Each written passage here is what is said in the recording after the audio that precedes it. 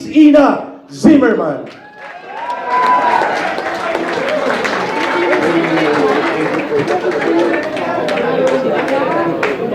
Yes, ako nililang na. Ako nililang na.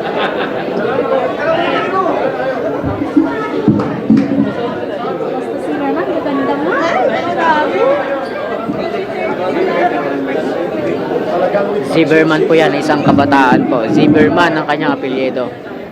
Kamag-anak ng VP. Magandang hapon po sa inyong lahat! Ayan. Muli ako po si Ina Sampang po talaga yung name ko. Hindi pa ako Zimmerman. Yes, bagay din. Ako po si Ina Sampang, isa pong kabataang Pilipino. Na tulad din po ninyo, pareho po tayo ng pinaglalaban. Tulad nga po ng sinasabi ko sa mga rallies na ina-attendan ko, ang boses po nating mga kabataan ang pinaka-importante sapagkat dito po nakasalalay ang ating kinabukasan. Kaya naman po ngayon, ako po ay natutuwa dahil lahat po tayo nakikipagkaisa upang tigilan at tuldukan na po ang katiwalian at kawalang hiyaan ng administrasyong si Marcos. Yes. Kaya natutuwa po ako dahil tayo po ay sama-sama from the very start. Nandito na po kayong lahat. Lagi po kayong tumitindig. Lagi po kayong present. Lagi pong matatag ang ating puso upang ipaglaban ang ating bayang Pilipinas. Nito po ang mga nakaraang linggo, mga months na dumaan, grabe po yung mga pinagdaanan po ng ating bansa. Mula nung kinidnap ang ating mahal na presidente na si Tatay Digong. Ipaglaban at iparamdam natin kay Tatay Digong na hindi po tayo sumusuko, na patuloy po tayong lalaban para sa hustisya at para sa bayang Pilipinas. Mabuhay po ang kabataang Pilipino at mga kababayan natin Pilipino nandito po ngayon. Palakpakan po natin ang mga sarili natin. Lang sa mga nagpadala kay dating Pangulong Duterte doon po sa Dahig. Ang kapal po ng mukha mo. Unang-una, hindi dahil mahal ko si Tatay Digong, hindi bilang isang anak na merong magulang. Ang isang Pilipino po ay dapat nililitis dito sa Pilipinas. Kung meron man po kayong kine-claim na kasalanan ni Tatay Digong, hindi niya po deserve na doon po litisin sapagkat siya po ay isang Pilipino. Naghihintay ang taong bayan sa'yo, Bongbong Marcos! Sa pagbaba mo! Sapagkat hindi mo nakakampananan yung trabahong gago ka! Marcos! Resign! Ang nakakapagtaka mga kababayan, yaong lumalaban sa korupsyon, siya yung kinakasuhan! Yung Ethel Marin, sinabi nila si Marcos magnanakaw. Kinasuhan na nila. Correct!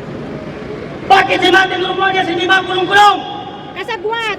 Saludo tayo sa mga general na retirado na naninindigan para sa kanilang bayan at naninindigan para sa kanilang prinsipyo. Ang problema kasi, yung mga libag ni Bongbong Marcos. Sino ba yung mga libag na nakapaligid sa kanya? Ayan, sila John McCrimulya. Mga libag ni Bongbong Marcos. Mga trapo! Mga trapo! Hindi lang trapo, libag ni Bongbong Marcos. Di ba? Pretending! Nag-iisang taon na po si PRRD sa ibang bansa. Mula nung ninakaw at kinidnap siya at pinaboy siya ng ating gobyerno. Asa ng human right? 80 years old! Para yung panggagago sa atin ng gobyerno ito at administrasyon na ito. Correct! Hanggang ngayon, walang naninindigan, walang nakiingay, walang napapanagot, walang matibay na eksplanasyon sa mamamayang Pilipino kung bakit si PRRD ay nasa ibang bansa. Puro ngas! Ang tatay nila Marcos na magnanakaw, nakalibing sa libingan ng mga bayani yung gago. Si Era Pistrana, Mahukay na yan! lang ang gago. Si Gloria naman, mayamang single mom. Samantala si PRRD na nagserbisyo, nagmalasakit, ipinakulong ng administrasyong pangag na ito. Inutil kasi. Pero, bago ang lahat mga kababayan, tayo ay maninindigan tayo hanggang sa huling hininga natin na dapat mag-resign si Marcos dahil wala siyang ginawa kung hindi magnakaw sa kaba ng taong bayan. Mainit yung pagtanggap sa kanya sa New York. Sobrang init ng pagtanggap sa kanya. Dahil yung pati mga foreigner nagrarally, Marcos resign sa harap mismo ng kanyang tinutuluyang hotel.